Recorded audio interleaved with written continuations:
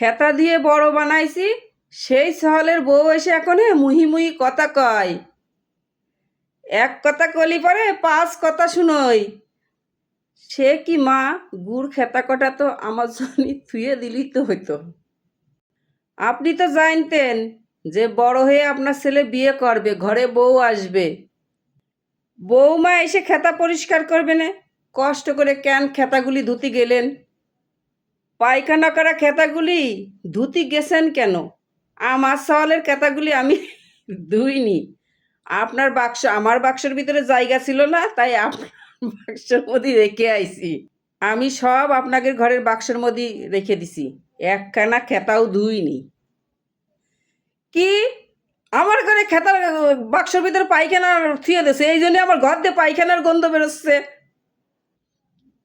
দেখিছো দেখিছো আজকালকের বিটার বড় কি কাজ, আমার বাক্সের মধ্যেই পায়খানার খেতা থুয়ে দিয়েছে।